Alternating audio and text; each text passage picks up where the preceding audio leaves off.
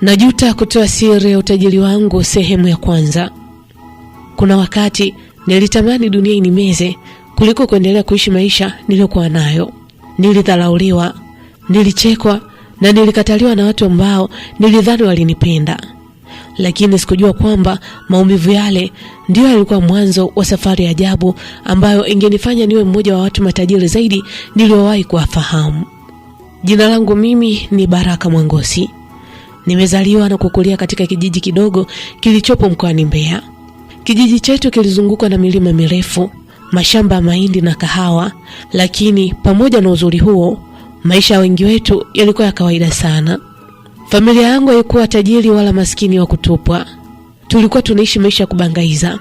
Babangu alikuwa ni mkulima wa kawaida, huku mama yangu akijishughulisha na biashara ndogo ndogo za kuuza mboga mboga sokoni. Mapato yao yalitosha kutupa chakula na mavazi ya kawaida, lakini si zaidi ya hapo. Nilipokuwa mdogo nilikuwa na ndoto kubwa sana. Kila mara nilitamani siku moja niwe mtu mwenye mafanikio makubwa. Nilitamani kuwa na nyumba nzuri, gari la kifahari na maisha ambayo yangewafanya wazazi wangu wajivunie kunipata mimi mtoto wao. Lakini kadri miaka ilivyokuwa ikisonga mbele, ndivyo nilivyozidi kugundua kuwa ndoto peke yake haitoshi. Baada ya kumaliza masomo yangu, nilijikuta nikizunguka huku na kule nikitafuta njia ya kujikimu. Nilifanya kazi na vibarua mashambani, kubeba mizigo sokoni na wakati mwingine kulima mashamba ya watu na kupata malipo kidogo sana. Kwa kipindi hicho nakumbuka nilikuwa na umri wa miaka 24, lakini maisha yangu yalionekana kusimama. Na kitu kilichoniumiza zaidi sio maskini wangu, la hasha, bali ni namna watu walivyonitazama.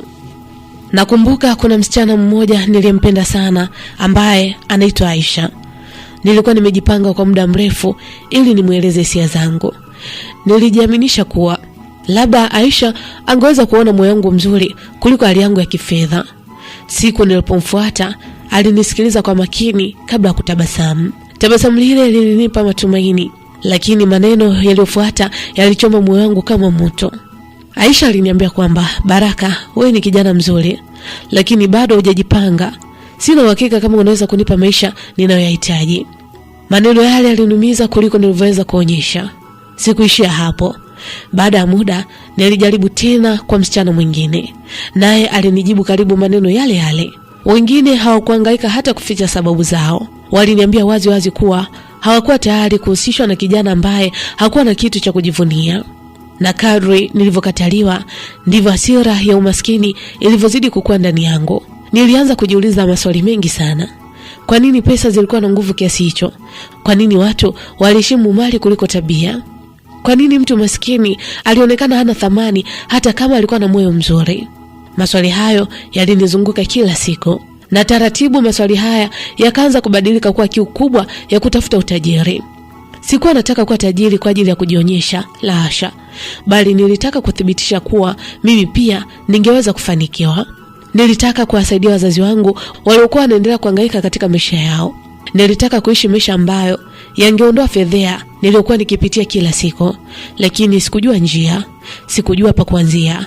Sikujua kwamba siku chache baadaye ningekutana na mtu ambaye angebadilisha maisha yangu milele, mtu ambaye angenipa siri ya utajiri ambayo baadaye ingenifanya nilia na kusema, laiti ningejua nisingewahi kutoa siri ya utajiri wangu. Hii ni sehemu ya kwanza simulizi inayokwenda kwa jina la Najuta kutoa siri ya utajiri wangu. Msimuliaji wa simulizi hii ni mimi, Faraja Semkwai. Unaweza kunipata katika mitandao ya kijamii, Facebook, Instagram pamoja na TikTok. Napatikana kama Faraja Semkwai. Lakini pale YouTube unaweza kusearch Chemchem ya Simulizi. Anayetueleza kisa hiki ni mwanaume anayefahamika kwa jina la Baraka. Baraka ana mambo mengi ya kutaka kutuambia. Kwa nini anajuta kutoa siri ya utajiri wake? Ni mambo yapi ambayo yako nyuma ya pazia? Andamana nami mwanzo wa simulizi hii hadi mwisho wa simulizi hii, huenda kuna kitu ambacho utajifunza. Basi tuendelee na simulizi yetu. Baraka anaendelea kusema. Baraka anasema, Baraka, mimi nilikuwa nimefika hatua ambayo kila siku niliamka nikiwa na mawazo yale yale.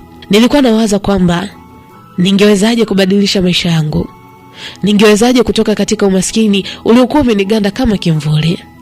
Na kadri siku zilivyokuwa zikisonga mbele, ndivyo hamu yangu ya kutafuta utajiri ilivyozidi kuongezeka. Nilijaribu biashara ndogo ndogo, nikatafuta kazi sehemu mbalimbali, lakini kila nilichokifanya hakikuonekana kubadilisha chochote kile katika maisha yangu. Maisha yalibaki yale yale. Na nakumbuka siku moja, ilikuwa ni mchana. Nilikuwa nikitembea pembezoni mwa barabara kuu ya kijijini kwetu, nikiwa sijui hata ninakoelekea. Mawazo yalikuwa mengi kichwani mwangu, na ghafla macho yangu yakatua kwenye nguzo ya umeme iliyokuwa pembeni ya barabara. Kulikuwa na mabango mengi yaliyobandikwa hapo.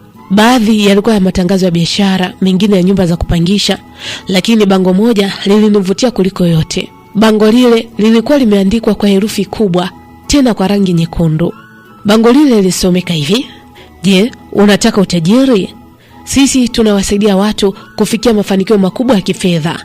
Piga simu sasa." Chini yake kulikuwa na namba za simu. Nilisimama kwa sekunde kadhaa nikilitazama. Kwa kawaida nilikuwa siamini matangazo ya aina hiyo, lakini siku hiyo hali yangu ya maisha ilinifanya nione kama sina cha kupoteza. Nikachukua simu yangu na kuhifadhi zile namba.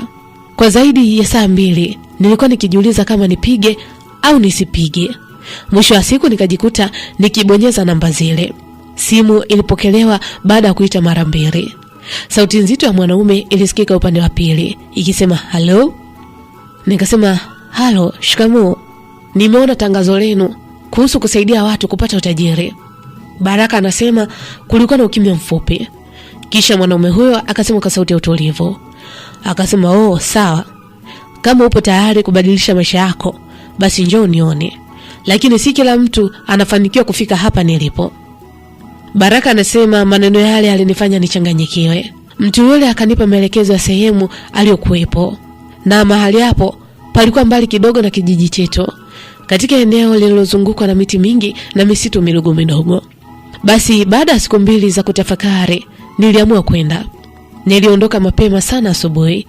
Safari ilikuwa ndefu kuliko nilivyotarajia. Nilitembea kwa muda mrefu hadi kufika kwenye eneo ambalo sikuwahi kufika hapo awali. Mbele yangu kulikuwa na nyumba kubwa ya zamani iliyojengwa katikati ya miti mirefu. Eneo lote lilikuwa kimya sana. Hata ndege hawakusikika. Moyo wangu ulianza kudunda kwa kasi, lakini nilijikaza. Nilikuwa nimefika mbali mno kurudi nyuma. Nilisogea hadi mlangoni, na kabla sijagonga mlango ulifunguliwa taratibu. Mzee mmoja mwenye ndevu nyingi nyeupe alisimama mbele yangu. Alinitazama kwa sekunde kadhaa bila kusema chochote. Kisha akatabasamu. Akasema, "Karibu Baraka Mwangosi." Nilishtuka kusikia jina langu likitajwa na ule mzee wakati sikujitambulisha kwake. Na sikuelewa aliwezaje kulijua jina langu. Yule mzee akasema, "Usiogope Baraka. Karibu ndani." Basi Baraka anasema nilimfuata taratibu. Ndani ya nyumba hiyo kulikuwa na tofauti kabisa na nilivyotarajia. Kulikuwa na viti vya kifahari, meza kubwa na picha mbalimbali zilizoning'inia ukutani. Baada ya kukaa, mzee huyo alimimina maji kwenye glasi, kisha akaketi mbele yangu. Kisha akasema, "Baraka, najua kilichokuleta hapa." Baraka anasema nilimtazama kwa makini. Yule mzee akasema, "Najua unataka utajiri." Nikatikisa kichwa kwa ishara ya ndio. Yule mzee akatabasamu tena, kisha akaniambia, "Baraka, utajiri upo mwingi kuliko unavyofikiria. Watu wengi wanaamini pesa ni ngumu kuzipata, lakini ukweli ni kwamba pesa ziko kila mahali." Baraka anasema baada ya kusikia maneno hayo, moyo wangu ulijawa na matumaini. Nikamuuliza swali yule mzee. Nikasema, "Kwa hiyo na mimi naweza kupata utajiri?" Mzee huyu akaniangalia moja kwa moja machoni, kisha akaniambia, akasema, "Ndio Baraka, unaweza kuwa tajiri kuliko hata unavyofikiria. Yaani utakuwa tajiri kuliko hata ule utajiri ambao umewahi kuuota." Baraka anasema moyo wangu ukaruka kwa furaha, lakini kabla sijasema chochote, uso wa mzee yule ulibadilika. Mzee yule akasimama taratibu, kisha akaongea. Akasema, "Lakini Baraka, mbali na kupata huo utajiri, kuna masharti."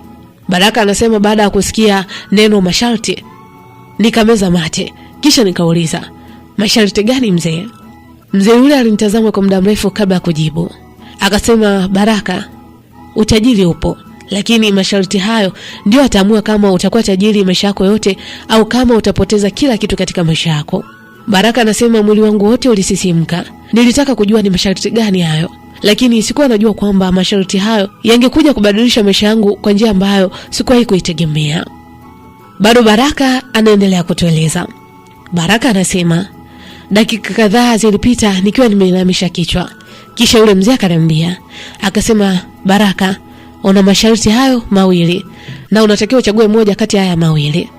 Baraka akaitika akasema, ndio mzee, niambie, niko tayari kusikia hayo masharti. Yule mganga akaendelea kumwambia Baraka kwamba, akasema, sharti la kwanza, ili uwe tajiri utatakiwa kumiliki joka kubwa ambalo kila ikifika usiku wa manane joka hilo litakuwa linakuja ndani kwako na kuanza kukulamba mwili mzima. Na sharti la pili ni kidonda.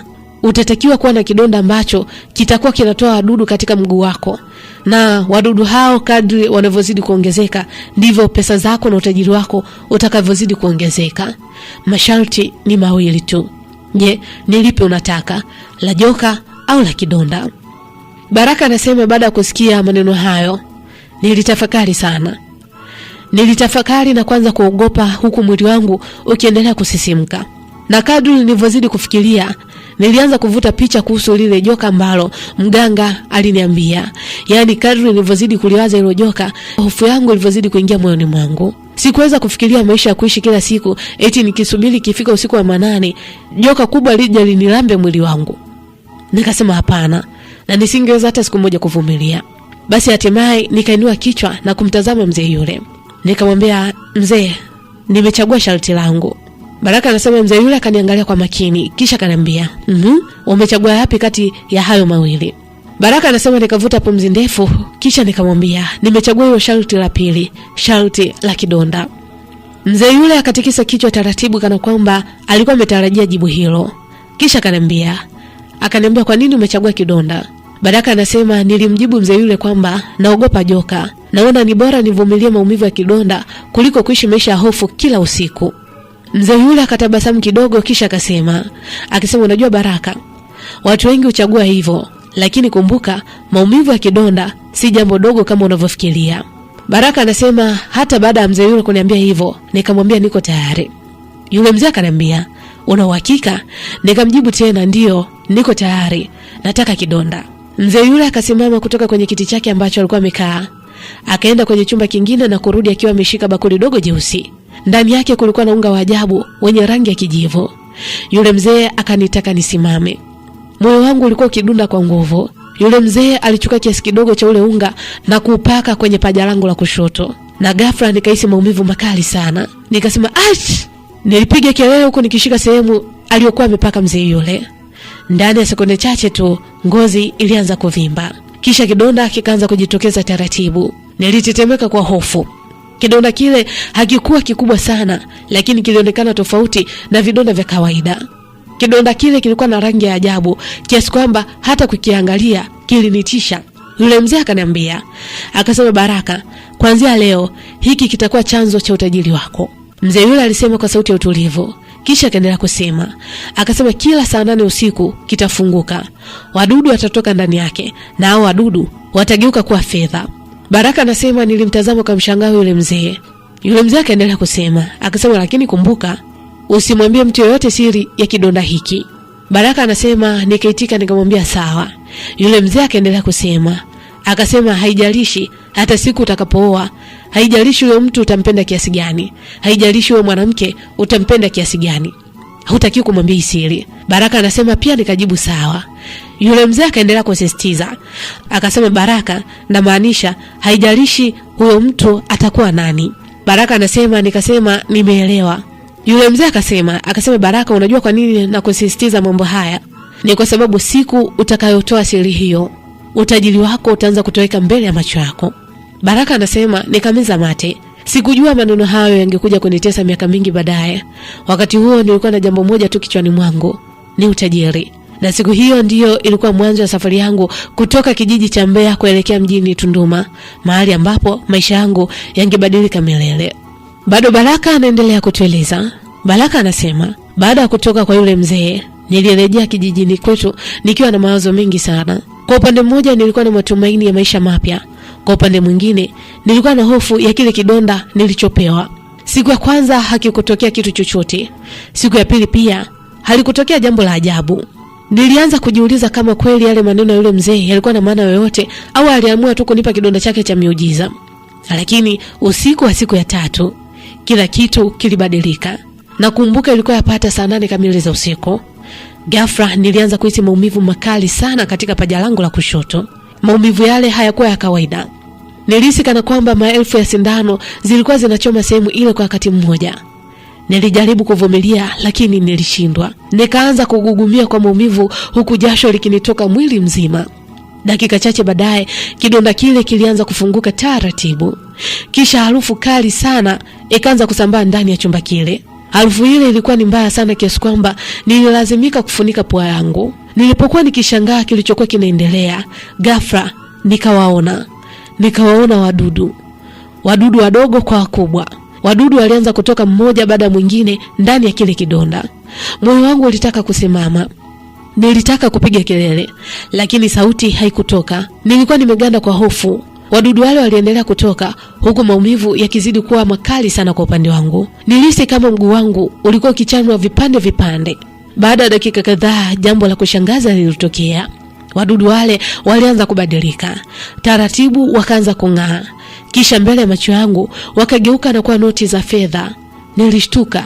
Nikazikusanya pesa zile huku mikono yangu ikiwa inatetemeka. Nilizihesabu mara mbili zile pesa kwa sababu sikuamini nilichokuwa nikikiona.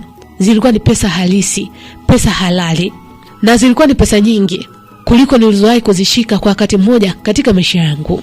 Usiku ule sikulala hata dakika moja. Nilikuwa nikitazama zile fedha huku nikikumbuka maneno ya mzee. Nikawa najisemea, mzee yule amesema ukweli. Kuanzia siku hiyo tukio lile likawa linaendelea kila saa 8 usiku. Kila usiku ilikuwa ni maumivu. Kila usiku ilikuwa ni usiku wa harufu kali. Kila usiku ilikuwa ni usiku wa wadudu. Na kila usiku ulikuwa ni usiku wa pesa. Na kadri siku zilivyokuwa zikisonga mbele, ndivyo fedha zilivyozidi kuongezeka. Baada ya miezi kadhaa nilikuwa nimekusanya kiasi kikubwa sana cha fedha. Nilianza biashara ndogo. Biashara hizo zikakua. Nikafungua maduka. Nikaanza kununua mazao kutoka kwa wakulima na kuyauza kwa faida. Kila nilichogusa kilionekana kufanikiwa. Watu wakaanza kushangaa. Hakuna aliyejua siri ya utajiri wangu. Wengi walidhani nilikuwa na akili kubwa ya biashara. Wengine walidhani nilikuwa nimepata afadhili wa siri. Lakini ukweli ulikuwa ni tofauti kabisa. Chanzo cha utajiri wangu kilikuwa kimefichwa ndani ya kidonda kilichokuwa mguuni mwangu. Mwaka mmoja baadaye maisha yangu yalibadilika kabisa. Nikajenga nyumba nzuri. Nikaanza kuvaa mavazi ya gharama. Nikamiliki gari langu la kwanza. Watu waliokuwa wakinidharau zamani wakaanza kuniheshimu. Wengine wakaanza kunisalimia kwa tabasamu kubwa kila waliponiona. Baadhi ya mabinti waliokuwa wamenikataa hapo awali wakaanza kunichafuta. Lakini hawakujua jambo moja, kwamba kila waliponiona nikitabasamu mchana kulikuwa na maumivu makali sana niliyokuwa nikiyabeba usiku. Hakuna aliyejua kwamba kila saa 8 usiku nilikuwa nikijifungia peke yangu chumbani. Hakuna aliyejua kwamba harufu mbaya kutoka kwenye kidonda changu ilikuwa ikinifanya niteseke. Hakuna aliyejua kwamba pesa walizoziona zilikuwa zinatoka katika maumivu ambayo mwanadamu wa kawaida asingevumilia.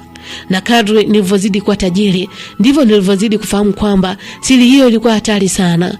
Lakini sikuwa najua kwamba hatari kubwa zaidi haikuwa kidonda chenyewe. Hatari kubwa ilikuwa ni siku ambayo mtu mwingine angeanza kuhoji chanzo cha utajiri wangu. Na huo ndio mwisho wa sehemu ya kwanza wa simulizi inayokwenda kwa jina la Najuta Kutoa Siri ya Utajiri Wangu. Baraka bado ana mengi ya kutueleza. Ni kwa nini anajuta kutoa siri ya utajiri wake? Ili kujua yote haya, usikose kufuatilia mwendelezo wa simulizi hii. Mtunzi na msimuliaji wa simulizi hii ni mimi, Faraja Simkwai. Unaweza kunipata katika mitandao ya kijamii, Facebook, Instagram pamoja na TikTok. Napatikana kama Faraja Simkwai.